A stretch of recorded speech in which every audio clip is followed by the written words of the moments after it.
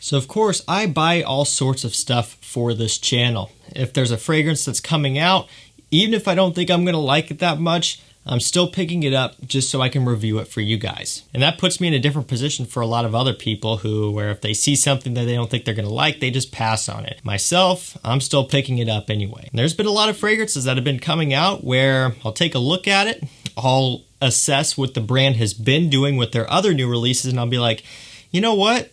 I don't think that's gonna be that good. But yet I'm still sitting there putting in my credit card information and purchasing it. And that's just part of me doing what I do here on YouTube. However, there have been times where I've had that thought process of thinking that it's not gonna be that good, and I get it in the mail and I'm like, oh, wait, that is actually pretty good. And that's what we're gonna be going over today. We're gonna be going over 10 fragrances where I expected the worst. I thought it was just gonna be boring, crappy, a letdown, whatever, but it actually ended up being good. Let's get into it. First one, Secretions Magnifiques by Eldo. So yeah, I'll be honest with you right off the bat, I don't like how this smells. So this is gonna be different than everything else in this video because everything else in this video, I do like the way it smells. However, with this one, I thought it was going to be putrid. I thought it was going to be absolutely terrible. So I was a little bit nervous. I did a first impressions video on this. You can watch it. I just did it a couple weeks ago.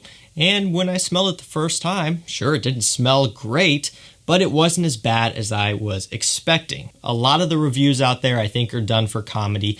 You'll see people do first impressions video where they're throwing up or gagging or making a big scene out of it, and maybe they do hate it that much, or maybe they're just trying to get views and entertain you. When I smelled this one on camera, I took a very unbiased approach. I tried not to let other reviews in the description of this one sway me. I just wanted to approach it like I approach any other fragrance. And when you actually do it that way, it's not as bad as you think. Sure, I haven't been wearing this one every day because I love it so much, but it's also not too terrible either. And if you want to buy it, Twisted Lily does carry it. Chaos 10 for 10% off.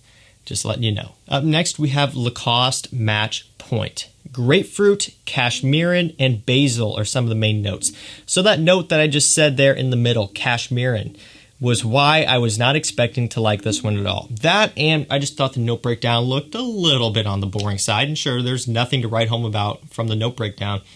But when I actually got this one in and gave it a chance, I ended up really liking it, to the point now where I can very much tolerate this one, and I do like how it smells.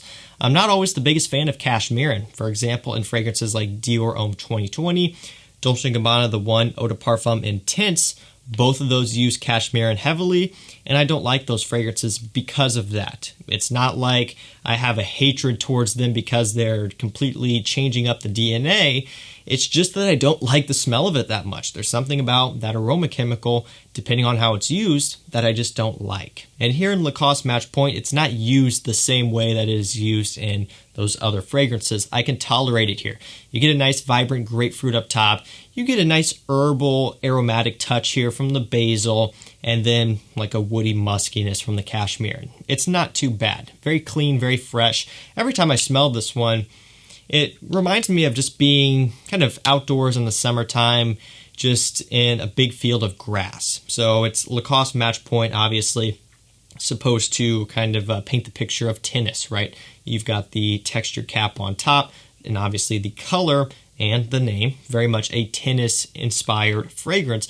But for me, it's almost like if you were playing golf or something, or just outside enjoying the weather on the nice green grass. That's kind of the smell and the feeling I get from this one, just because of how clean and green and aromatic this one is. This stuff isn't too bad. Very wearable, very versatile, good quality, good scent. Up next, we have Diesel Spirit of the Brave Intense. So yes, of course, the bottle is, well, you know, it's a fist, so it could be better, but the scent itself isn't too bad. Vanilla, cypress, and apple are some of the main notes. So you get a nice sweet fruity apple up top. You get a bit of a sweet vanilla in the dry down, and that apple vanilla is very popular, very common, and that's what would give this one a bit of a basic feel. However, the cypress in here gives it a bit more of a traditional woody masculine edge, which I really like, and that's a great addition. That's what kind of separates this DNA from a lot of other stuff out there. I'm not saying it's a niche fragrance. I'm not saying that it's the best designer I've ever smelled or the most unique designer I've ever smelled, because it still has some of that bubblegum generic type of vibe going on, but also it's better than I thought. I was expecting this to not be that great.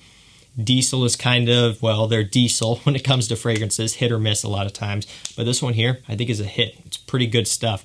Very wearable, great for younger guys out there, great for someone who wants a compliment getter, good performer, relatively affordable, that sort of thing. This stuff works pretty good. So up next we have Dolce & Gabbana Light Blue Forever. Now this guy was a complete shock for me for a few reasons, one of which being the last few flankers that we've had have really not been all that good. So, for example, Light Blue Italian Zest, wasn't the biggest fan of that one.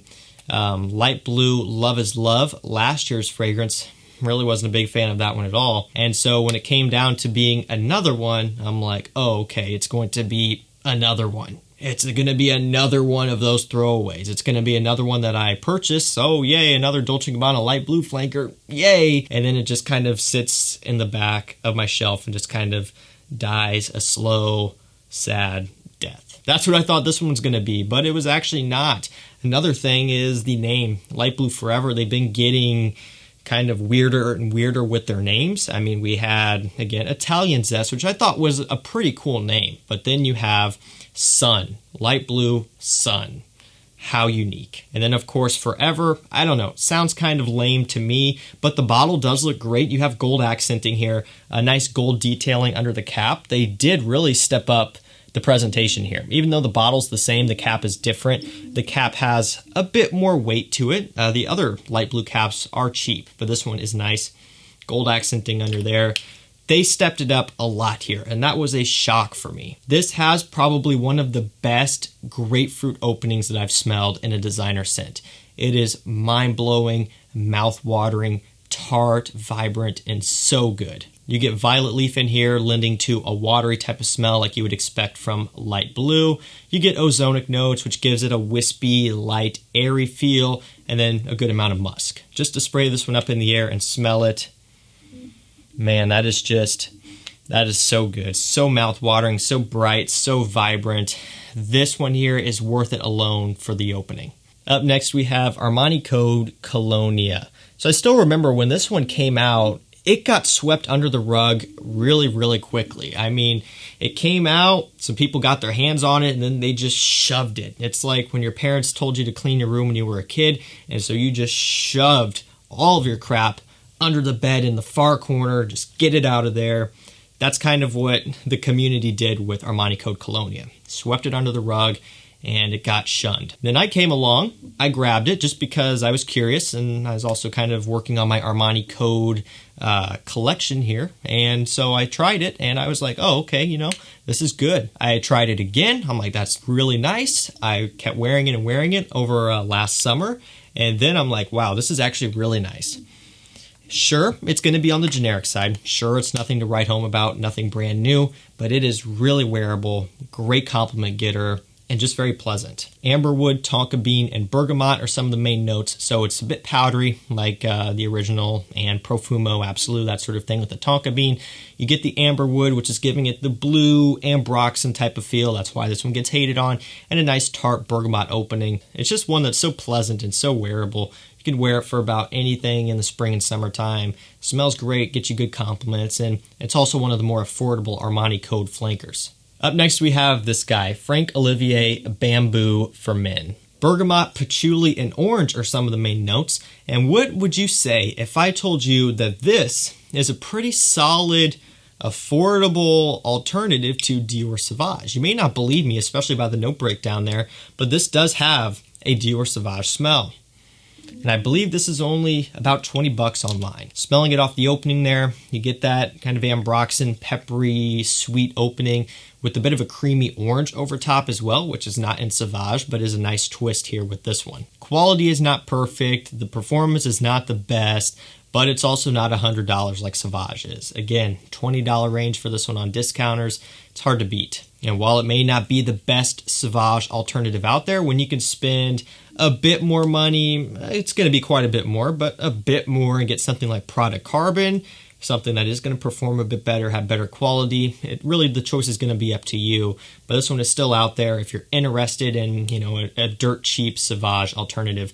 Frankolivier Bamboo for men. Davidoff Zeno. Patchouli, sandalwood, rosewood, and lavender are some of the main notes. So this is very much an old style aromatic fougere. And, I was not expecting the world out of this one because the price. This is very, very cheap online on discounters. I mean, very cheap. You can get this one for basically nothing. I mean, it's a Davidoff, so you would expect that, but it's cheaper than you may think. And this one does have a pretty solid scent behind it. It's going to be old. It's going to be dated for a lot of you guys. It's going to smell old school. But if you like aromatic fougères and you want something in that category, you can go with this one. You'll see that this one gets compared to Tom Ford Beau de Jour, which is one of my favorite aromatic fougères and just one of my favorites from Tom Ford. And there's a bit of a similarity, but it's also quite a bit different. And quality, performance, that sort of thing is miles off from the Tom Ford. But for the price, bargain bin price,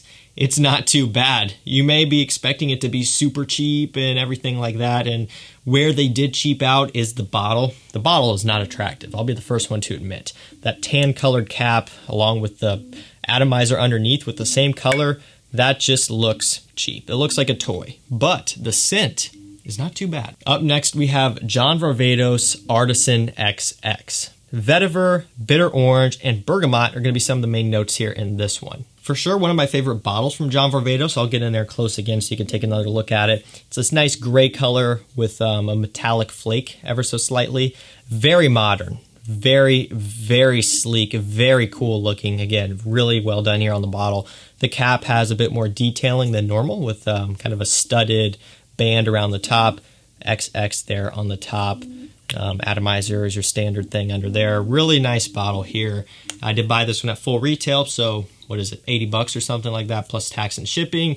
Yeah, pretty big dent in the wallet for a John Varvatos. But this is actually really, really good. So why was I expecting not to like this one? You're probably thinking, wait a minute, aren't you a big fan of John Varvatos? And yes, yes, I am a big fan of John Varvatos. Artisan Pure, Dark Rebel Rider, Artisan Aqua, trying to eyeball my others over there that are covered up. Artisan Black is pretty good. The list goes on. I like most of them. Where I started to get an issue was, of course, you guessed it, from their more recent releases. Kind of a similar thing with the Dolce & Gabbana light blue flankers, where as they kept going, they almost kept getting worse. That started to happen with John Varvatos, and I was kind of upset. Actually, I was really upset. So when I saw this one come out, I'm like, okay, the note breakdown does not look anything crazy. The bottle does look cool, but aside from that, I wasn't expecting a whole lot. Still, I managed to buy this at retail, which was a little bit painful. But when I got this in and I smelled it, and I do believe I did a first impressions on this one. If not, I might have done a full review, but I think it was a first impressions. When I smelled it for the first time, I was like, wait. This is incredible. Nice soapy clean vetiver, nice bright bitter orange, nice bergamot. It's citrus, it's bright, it's a bit fruity, it's soapy clean and fresh, very masculine. This is really well done. Quality is great. Everything about this one is good. Even the performance is also better than a lot of the other John Varvatos. Yeah, seriously, the performance on this one isn't as bad as you'd expect from the line. All in all, they killed it here. I was surprised for sure, but they did a great job. Second to last fragrance, we have Emporio Armani Stronger With You Freeze. Vanilla, ginger, lime, and amberwood are going to be some of the main notes. So it still does carry that original Stronger With You DNA. So that sweetness, that kind of roasted chestnuts type of smell, it's still in here, but just with a nice fresh lime, a nice amberwood. And I find for me that this one almost has like a bit of a watery smell. I don't believe there are water notes or anything like that listed in here, but when I smell it, ever so slightly, just a bit of a wateriness. And that's probably coming from the amber wood. So, you get a nice spicy ginger, a nice lime up top, nice amber wood giving it that ambroxan type of thing, that freshness. It's simply just a freshened up version of Stronger With You. If Stronger With You, the original, Intensely, even Absolutely, if those are too strong, if the strength is too much with you, check out Freeze. Now, I would not gallivant out there in 100-degree weather in the summertime wearing 10 sprays of this. It's still sweet. That would be way too much. But for spring, for maybe a summer evening or a summer day indoors or on a cooler summer day, this one will work pretty good. So I just want to let you know that it still has that DNA in here. It is still sweet. It's just not nearly as sweet and strong as the originals. I didn't think that this was going to smell bad. I just didn't think it was going to be good in the sense of worth picking up, worthwhile. And I was like, oh, fresher version of Stronger With You. I don't really need that. And while I don't crave for this one and need it and wear it every day, I do like it. I like where they were coming from. First of all, I do love the bottle, nice frosted glass that always looks cool. But on a spring day like today, it's about 55, going to get up to about 63, 64. It's a nice, mild, cool day, and I could wear this one. I have a little bit of freshness to go along with spring, but I don't have, a whole bunch of sweetness and rum and stuff like in Absolutely. It just strikes a nice balance. For a day like today, this one here is perfect. And last up, we have Mont Blanc Legend Night. Vanilla, apple, and lavender are going to be some of the main notes in this one. So a similar story with a lot of the other ones here. I did not think that I was going to hate how this smelled. However, I just didn't think that it was going to be that good and that exciting and really worth picking up. And to be honest with you, the main reason why I picked this one up was so I could do a buying guide video, which I already did do. It's on my channel. You can go to the buying guide playlist and find this one. Essentially, that's where I just go through an entire fragrance line and compare all the flankers and tell you which one is my favorite. So that's why I picked this one up. It is affordable. It is cheap. This does come in a tester. This is a tester. So there's a sticker on the back. It says tester in the lower corner. And it does come with the cap, which is cool about these Legend bottles. Testers do come with the cap. They'll just come in a plain white box. So they're already cheap on their own, but if you get a tester, you're saving even more money. And when I got this one in and smelled it, I was actually like, okay, this is a pretty solid, and I do like it better than the original Legend. For me, the original Legend is musk and woods and boring. It's got that Abercrombie & Fitch fierce smell, which is just a cologne smell. It smells like a teenage dude. It smells like a locker room to me. That's just how it is. It's, I grew up with locker room smelling like Axe and cheap colognes, and that's just what it reminds me of. It's not my favorite, but this one has some sweetness. It has that apple, vanilla, lavender, a very, very common combination as well. But it works pretty good. It's a Legend for, spring when it's cold, fall and winter, that sort of thing. This one here is not bad, especially for the price that you can get it at. So guys, that's going to do it for me. That was 10 fragrances where I expected the worst, but actually ended up getting something pretty good. Let me know down below, what were some fragrances that you had low hopes going into, but when you actually smelled it, you were impressed? And remember, if you do have any interest in the fragrances that I shared with you today, they will be linked down below to discounters so you can grab these at an affordable price. That's going to do it for me, guys. Thank you so much for watching. Stay safe, stay healthy. We'll see you tomorrow with another one. Take care.